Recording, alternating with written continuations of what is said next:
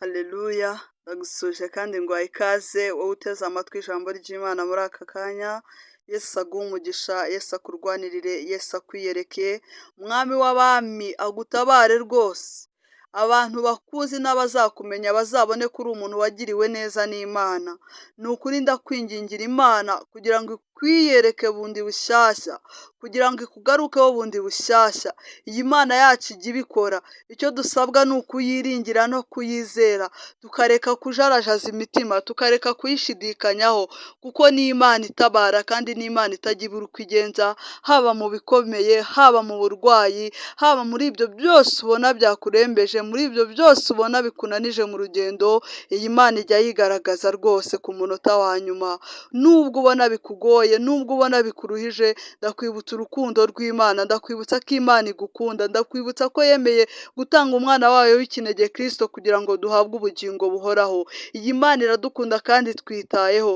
Ndakwibutsa ko Imana yagukunze ikakurinda, na n'ubu ukaba ugihumeka umwuka w'abazima. Ntacyo watanze, ahubwo ni urukundo. Imana yagukunze irakwikundira gusa, kuko iyo haza kuba hari icyo umuntu atanga kugira ngo abone uburinzi bw'Imana, wowe nta n'icyo wari kubona. Tuvugishe ukuri, wari gutanga iki?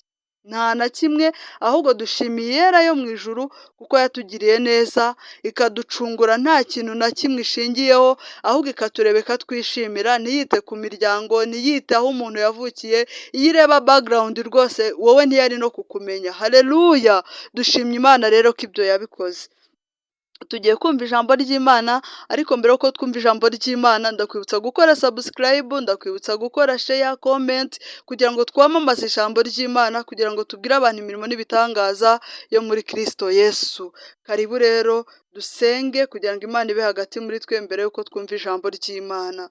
Data, mu izina rya Yesu turagushimye ko uri umurengezi mwiza, turagushimye ko watugiriye ibambe, natwe abo waremye turabigushimiye. Nyaguhora ku ngoma akanya nk'aka tugiye kumva ijambo. Mwami, mbere yuko twumva ijambo ryawe turakwinginze ngo utweze udutunganye Mwami, tugirire ibambe, ni ukuri uducire inzira. Nyaguhora ku ngoma uduhe kumva ijambo no kurisobanukirwa Mwami, rigira icyo rihindura mu buzima bwacu bwa buri munsi. Mwami, ridutere imbaraga zo kwanga icyaha n'igisa nacyo. Nyaguhora ku ngoma turabigushimiye. Urakoze rero ko utugiriye neza, urakoze kubanye natwe. Mu izina rya Yesu turagushimye kandi dusabye twizeye, amen. Abantu bafite rero Bibiliya, mureke dusome Ingoma za kabiri, ni ibice 15 umurongo wa mbere turagarukira ku murongo wa kabiri. Dusome mu izina rya Yesu.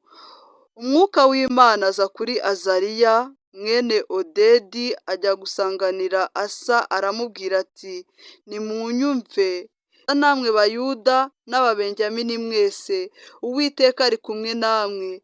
Nimuba kumwe nawe, nimumushaka muzamubona, ariko nimumuta nawe azabata. Haleluya!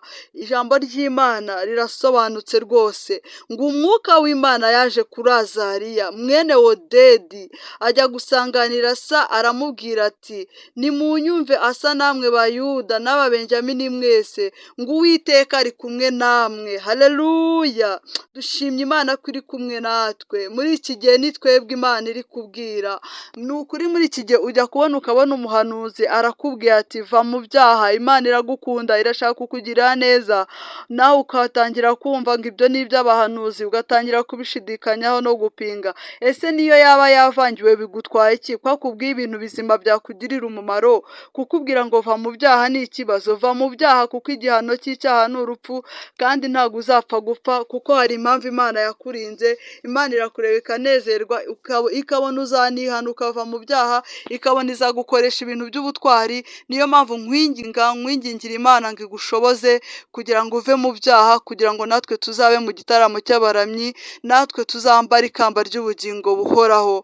Rero iri jambo ry'Imana rirasobanutse rwose, ni nk'aho ari twebwe Imana yatumyeho, ni nk'aho ari twebwe Imana iri kuvugana natwe. Ngo nimunyumve, ngo Asa namwe Bayuda n'Ababenyamini mwese, nimunyumve bakobwa namwe bahungu, babyeyi nimunyumve, ni njyewe Uwiteka. Haleluya! ariko Mana we uratangaje ngo Uwiteka ari kumwe namwe, ngo nimuba kumwe nawe Imana izadukorera ibitangaza, Imana izadukorera ibikomeye nituyemerera tukaba hamwe nayo. Kuba hamwe nayo ntabwo ari ukujya mu ijuru kubayo, hoya ni ukwirinda ibyaha tugaharanira gutera ikirenge mu cya Kristo. Biragoye turi mu isi kuko dufashe igihe mu ntambara, ariko ukagerageza gutinya icyaha, yewe wabona unacitswe ugikoze ukibuka gusaba Imana imbabazi, ukibuka gusaba umuremyi wawe imbabazi, ukavuga ati Mana nahakosheje ariko mbabarira. Imana ni inyembabazi, Imana ni inyempuhwe, Imana iragukunda kandi ni ukuri uri mu mugambi w'Imana. Ni nayo mpamvu yakurinze, irakureba ukabona umunsi umwe uzihana. Uwo munsi rero ushobora kuba ari uyu nguyu, ukaba ugiye kwihana ukabona ineza y'Imana. Imana yagutungura, Imana yagukorera ibikomeye mu gihe cyose waba ugerageje kwihana ibyaha, mu gihe cyose waba ugerageje gukizwa, Imana ikagushoboza, Imana ikagukorera ibikomeye rwose. Haleluya! Ngo nimuna nanjye nzabata. Haleluya! Iyi Mana ntabwo igira inzika, ariko jyewe naje gusanga iyi Mana izirikana. Ngo nimuna nanjye nzabata. Nyine nimuyereka yuko nta kivuze mu buzima bwanyu, ni ukuri hari abantu benshi bakeneye Imana. Muri iki gihe hari abantu bakijijwe, ni ukuri ureba ukavuga ati wa muntu we urakijijwe pe. Rero ndakwinginze, Imana iri kukwinginga, Imana irongeye kukwibutsa kugira ngo ukizwe ikugirire neza, kugira ngo umaramaze ureke kuvanga ibintu. Uyu munsi wakijijwe, ejo uri kubangikanya Imana, ibyo bibabaza Imana. Njye naje kubona Imana ikunda icyubahiro, Imana ikunda icyubahiro cyayo, kandi ni ukuri Imana ntikunda kubangikanywa. Uretse n'Imana nawe ubwawe ntago wakishimira umuntu ukubangikanya, ariko dushimye Imana ko yo idukebuye. Ngo nimuna nanjye nzabata. Ibaze utawe n'Imana, si ubwo wamera uti? Mbabarira ubitekerezeho. Iki ni cyo gihe cyo kwikubita agashyi, tukongera tukagaruka ku mwami wacu, tukagaruka ku muremyi wacu, tukiyeza, tukihana, Imana ikatugirira ibambe, Imana ikadushoboza, Imana ikatugirira neza, Imana ikadutabara, ni ukuri ikadukorera ibikomeye, kandi Kristo yabikora. Nimba yaremeye kujya ku musaraba agapfa akaba, ayiwe, ibaze kujya ku musaraba bakagutera imisumari mu kiganza, bakagutera icumu kugeza ubwo upfuye uri gucungura umuntu, ariko uwo muntu yarangiza ibyo bintu byose akabitesha agaciro, akabihindura zeru, akabifata nk'aho nta kintu wakoze. Sinzi ukuntu ibyo bintu ari wowe wabyumva, ariko dushimiye Imana ko itandukanye n'umuntu, dushimiye Imana yuko ituzi ko turi abanyantege nkeya, ari nayo mpamvu ihora itwibutsa mu ijambo ngo nituyishaka tuzayibona. Haleluya! Nituba hamwe nayo izatugirira neza. Nimureke rero dusome mu gitabo cy'Imigani ibice 8 umurongo wa 17, naho twumva icyo Imana ivugana natwe. Ijambo ry'Imana riravuze ngo nkunda abankunda, ngo kandi abanshakana umwete bazambona. Haleluya! Imana iratwibutsa ko idukunda. Nuyiha umwanya ukayikunda, Imana nayo izagukunda, kandi nuyishakana umwete uzayibona. Nibyo koko warasenze ubona nturi gusubizwa, ariko se wasenganye umwete? Warabanje wihana ibyaha? Aho ni wabivanze, aho ni wavanze ibintu by'Imana ugasenga koko ukiyiriza ubusa, ariko ntufashe abakene.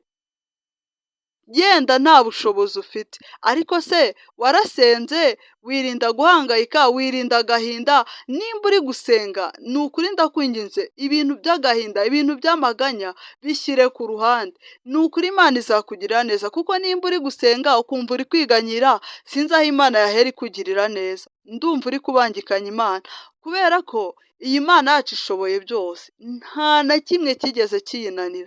Imana ishoboye byose, Imana iradukunda. Niyo mpamvu utagomba kuyibangikanya ngo wumve ngo urihebye, ngo yiwe biragenda gute, Mana biraca mu zihe nzira. Yiringire, uyegere, uyibwire Mana yanjye ndabona naniwe, ariko aha nahawe ngo wikorere. Imana izazikore nk'Imana, mu gihe utazaba uri kwiganyira. Iyo wiganyiriye uba uri kubwira Imana ko ari inyembaraga nkeya, uba uyibwira yuko ibyo bibazo byawe uri kubona bikomeye Imana itabishobora, ariko niwegurira ibibazo byawe Imana izabikora.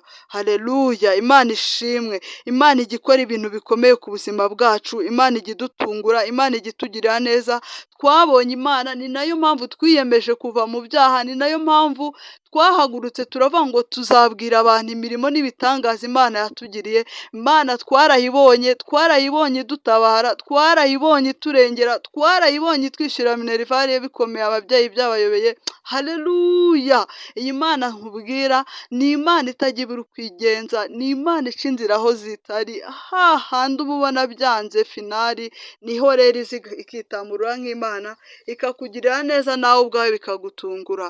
Dushimye Imana rero ko ivuganye natwe ngo nkunda abankunda kandi abanshakana umwete bazambona. Ndakwinginze kugira ngo ushakane Imana yawe umwete kugira ngo uzayibone. Nibyo koko urababaye, uri guca mu makuba atandukanye, uri kubona ibintu bikuyobeye, uri kubona wihebye, uri kubona neza neza isi ikuguyeho, ariko ndagira ngo nkwibutse ko impamvu Imana igucisha mu bikomeye iba ifite gahunda ndende ku buzima bwawe, iba ifite kuzagukoresha iby'ubutwari. Ntago wakora iby'ubutwari rero ukijenjetse, uba ugomba guca mu bikomeye kugira ngo ukomere. Dawidi ajya kwica Goliyati yarabanje arababazwa, arererwa mu ishyamba, akajya yirirwa ahanganye n'inyamaswa, ahanganye n'intare n'idubu, ariko Imana fayinali yamukoresheje ibintu by'ubutwari bikomeye. Ibyo rero uri kubona uri gucamo nawe ntabwo uzi imisi y'Imana igufiteho. Wowe hagarara kigabo, kubicamo se ntupfe, nuko Imana ikigufiteho imigambi ikomeye. Ndakwinginze ni ukuri izera Imana kandi uyiringire. Imana izakugirira neza, Imana izagutabara. Sinzi ukuntu nabikubwira kuko nabonye Imana intabara bikomeye bigeze finari, hahandi uba uvuga ngo Mana ndi mu biganza byawe gusa, njyewe nta kindi nabona ndenzaho, amagambo yashize. Erega impamvu uri kuvuga nuko bitarakomera, nibikomera ntuzabona icyo uvuga. Ariko dushimye iyera yo mu ijuru kwijya yitamburura ku munota wa nyuma, nukuri ukabona ineza y'Imana, ukabona gukora kw'Imana mu buzima bwawe. Ndakwifuriza kubona gukora kw'Imana mu buzima bwawe, ukabibona kandi utaragamburura ku rugamba, ukabibona utaraba umunyantege nkeya, ukiringiye Imana, ukiyinambyeho, nukuri ukabona ineza y'Imana. Nukuri akanya nk'aka rero ndakwifuriza kugirirwa neza n'Imana, uyiringire, uyishakane umwete kugira ngo uzayibone. Umuntu wese uzakubona azavuge ngo uyu muntu yabonye Imana, azavuge ngo uyu muntu Imana yamugiriye ibambe, azabone ko Imana yo mu gihugu cyo mu ijuru ijya yumva gusenga kw'abayitakira ku manywa na nijoro. Rero dushimye Imana kuko ivuganye natwe. Haleluya! Ni ukuri Imana iratangaje, ngo nkunda abankunda ngo kandi abanshakana umwete bazambona. Mureke twe kujenjeka, mureke twe kuba abanyantege nkeya, ahubwo dushakane Imana yo mu gihugu cyo mu ijuru umwete kugira ngo natwe tuzayibone, kugira ngo tuzabone kugirirwa neza n'Imana. Haleluya! Dushimye Imana rero, wakoze ni ukuri gutega amatwi ino video. Yesu aguhe umugisha, Yesu akugarukeho, Yesu akwiyereke, Yesu akugirire neza. Dushimye Imana mu izina rya Yesu, amen.